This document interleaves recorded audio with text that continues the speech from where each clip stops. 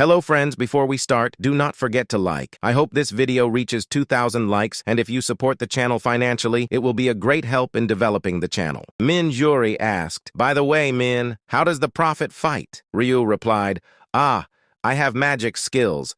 I'm embarrassed to show it." She was silent for a moment. Then she said, "Then you don't need the agility necklace? Since you're using magic, you need to increase your intelligence." Ryu said yes. But in fact, even those classes that use magic need a certain level of agility, because they have to have a means of defense, and they may not need the attack speed that increases with agility, but movement speed and evasion are somewhat helpful for survival. Of course, this had nothing to do with Ryu Min, who does not use magic. And so, when Ryu Min insisted that he didn't need it, Min Juri found herself with no other option but to tuck the necklace away. Then Min Juri said, "Well then, how about this instead?" And she suggested, retrieving the lowest grade red mana stone from her inventory, saying, "I found this during one of our hunts. I can't vouch for its quality, but it's a token of my appreciation, so please don't decline." Ryu Min, aware that Juri had prepared this for him in her mind, smiled with genuine warmth and said, "Thank you for thinking of me." It was an offhand remark, but it seemed to catch Juri off guard. Minjuri's face reddened and stuttered as she said, "I mean, I didn't do it with you specifically in mind. I just noticed you've been helping me with information all along, and I thought I should show my gratitude." Seeing Juri's flustered response, Ryu Min found it rather endearing, and he said, "I get it now, thanks. I'll accept it gratefully." Then, without further protest, Ryu Min stowed the mana stone away. Although it was the lowest grade, collecting these could undoubtedly aid in his growth, and he said, "Since you've given me something, I feel like I should give you something too, you know." Minjuri was surprised and asked, "Huh? Like what?" Ryu replied, "Well, naturally, it's information about round 6. For a moment, she seemed disappointed, but it was a fleeting emotion. Then Juri brightened up with a wide smile and said, "If you tell me, I'll be more than thankful." As Ryu Min's prophecy unfolded, Juri's eyes gradually widened.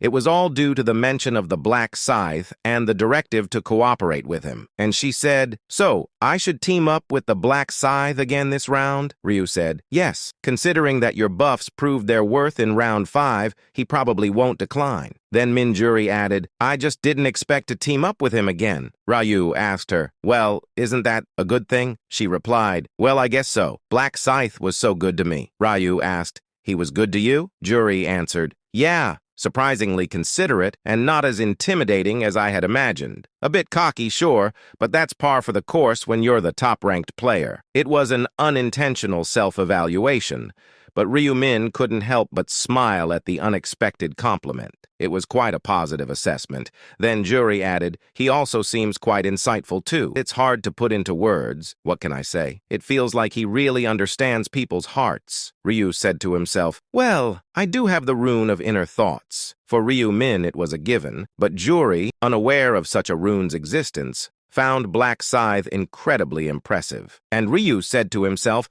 "I possessed skills, insight, charisma, and thoughtfulness. A near-perfect existence, really, but I'm far from perfect. After all, I failed 99 times." Despite the sense of urgency he felt for the final round, where a 5-person party was required, failure was simply not an option. And he continued saying, "I can't afford to fail, especially when it's my last chance." Then he gazed at Juri with determination, knowing that he needed to bring her along, and said, "Juri must join me, and so must the American priest." And with 2 positions now secured, there were still 2 more to consider. Ryu's thoughts were interrupted by Minjuri's voice. "Min-ah? What's on your mind? Are you worried about how to pass the next round?" Ryu said, "Huh? Well, I am a bit concerned. I'm not that strong." While it might seem like an exaggeration to others, Ryu Min couldn't reveal his true identity for various reasons. Minjuri added, "If only the zones were integrated, I would have gladly helped you. But don't be disheartened. We'll probably meet soon." Ryu said, "Yeah, you're right. Until then, I'll stay strong. You do the same." Ryu couldn't help but smile at Juri's determined fist-pumping and her words, and he wondered how she'll react when she finds out that he is the Black Scythe. The day after Min Juri received information about round 6,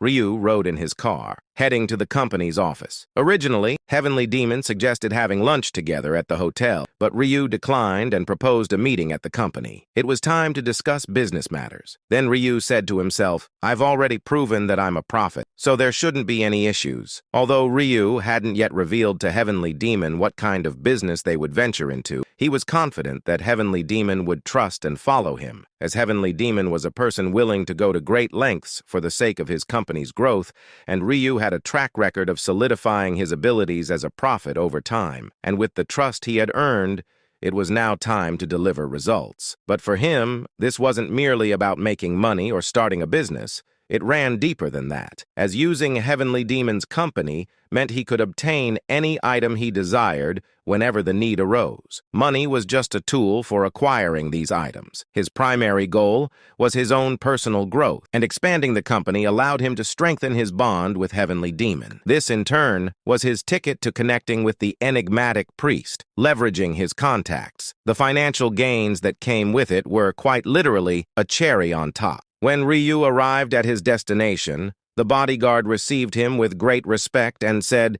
"Please wait a moment, I will show you to the office." And he led him to the building and into the elevator, where the bodyguard's courteous demeanor suggested that he was ordered to treat him well. Upon entering, Ryu was enthusiastically greeted by Heavenly Demon, who said, "Oh, have you arrived, Major Shareholder?" And he gestured for him to take a seat. Ryu could tell that Heavenly Demon's hearty laughter was somewhat contrived, meant to create a favorable impression. Then Heavenly Demon said, "Major Shareholder? No, Prophet. Did you feel uncomfortable coming here?" Ryu replied, "Not at all. I came quite comfortably." Heavenly Demon asked, "Have you had a meal? I would have liked to have lunch together." But Ryu replied seriously, "There's something more important to do than have a meal." Heavenly Demon asked enthusiastically and eagerly, "Could it be that you're here to tell us about the next round?" Ryu had to stifle his internal laughter and said to himself, "It seems you're eager to know about the 6th round." The reason Heavenly Demon mentioned it out loud was that he was afraid that Ryu might not share information with them this time. Then Ryu said, "Of course I'll tell you about the 6th round as well." The Heavenly Demon asked, "Have you seen the future?" Ryu answered, "Yes, I have." At that moment, the bodyguard approached and placed a cup of tea in front of him. He didn't show any signs, but he was eavesdropping. Then Ryu continued saying, "I'll provide you with information about the 6th round, but in return, I'd like to convene an ad hoc shareholders meeting." Heavenly Demon was surprised and said, "An ad hoc shareholders meeting?" Ryu said, "We should start discussing business soon. We need to change the industry and the company name." Heavenly Demon's expression turned serious as the topic shifted to business. In reality, business was just as important as information about the next round. Then he inquired, "What can I do for you?" Ryu replied, "Support me in the ad hoc shareholders meeting regarding the business I propose. Although I effectively hold 51% of the shares, for a special resolution, I need a 67% majority vote for the motion to pass." Changing the company's name and industry was a significant undertaking. Without the consent of investors who had already put in money, he couldn't unilaterally make decisions. Of course, Ryu didn't need other shareholders to agree. As long as Heavenly Demon sided with him, that was enough. He seemed to understand this fact as he nodded and said, "Since I have 20% of the shares, with the two of us, we'll have 71%. Ultimately, we can easily pass any motion." Ryu said yes, but as I mentioned before, there shouldn't be any gossip. Convincing other shareholders will be necessary. Heavenly Demon said confidently, "Don't worry about that. I'll ensure the other shareholders won't make things difficult." And he added, "But seeing you mention this in advance, it seems that the shareholders might oppose changing the industry?" Ryu said yes. "I didn't find it as sweet as they might have hoped when I looked into the future,